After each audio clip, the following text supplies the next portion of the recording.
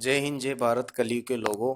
मैं कलयुगी बाबा जी आज आपको श्रावण चौथ की व्रत कहानी सुनाने जा रहा हूँ।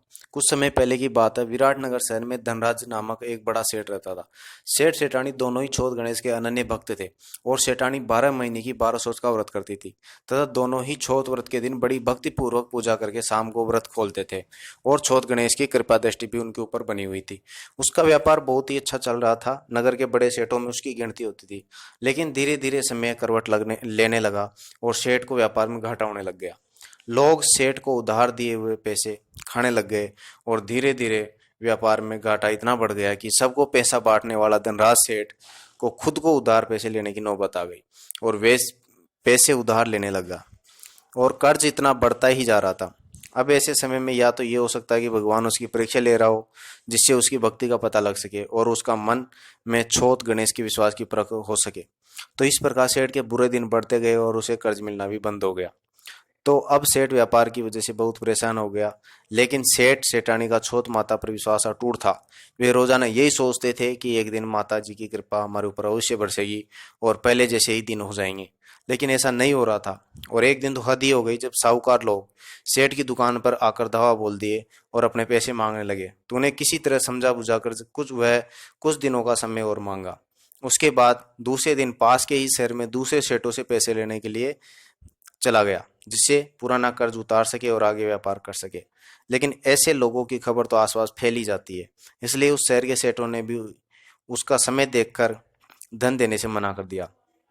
बेचारा धनराज सेठ दुखी मन से अपने शहर की ओर आ रहा था। तो उस समय श्रावण का महीना चल रहा था और उस समय पूरा वातावरण हरा भरा हो रहा था। उस समय आज के समय के अनुसार साधन तो चलते नहीं थे, तो वह थक हार कर एक पेड़ के नीचे आराम करने लग गया और मन ही मन छोत माता और गणेश जी से पुकार करने लगा कि हे माता, हे गजानन, अब तो आप ही मेरे सेठ हैं।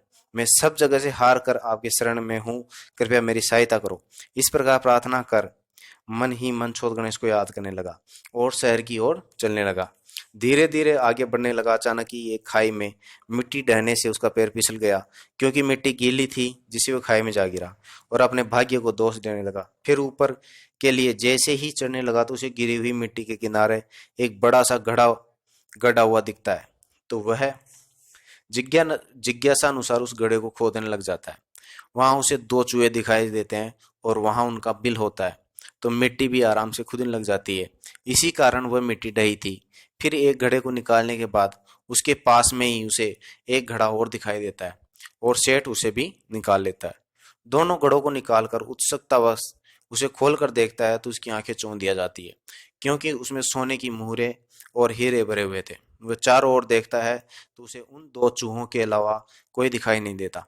तो उन्हें गणेश जी की कृपा मानकर ग्रहण कर लेता है और चुपचाप घड़ों को लेकर घर आ जाता है और सेठानी को सारी बात बताता है। सेठानी बहुत ही खुश होती है और दोनों ही चौथ गणेश के पैरों में गिर जाते हैं। इसके बाद इस सोने को बेचकर सारा कर्ज चुका देते हैं और व्यापार के लिए भी धन बचा लेते हैं। इसके बाद अगले महीने की चौथ को सेठ और सेठानी चौथ माता के दर्शन के लिए निकल जाते हैं और चौथ का बरवाड़ा मंदिर में बहुत ही बड़ा भंडारा करते हैं। इसके बाद चौथ माता की कृपा दृष्टि सेठ सेठानी पर हमेशा बनी रही। हे चौथ माता, ऐसी कृपा दृष्टि आप मेरे और मेरे परिवार वालों तथा आपकी पूजा करने वालों, कहानी सुनने वालों और सुनाने वालों सब पर बनाए रखना। बोलो चौथ माता की जय। जय हो।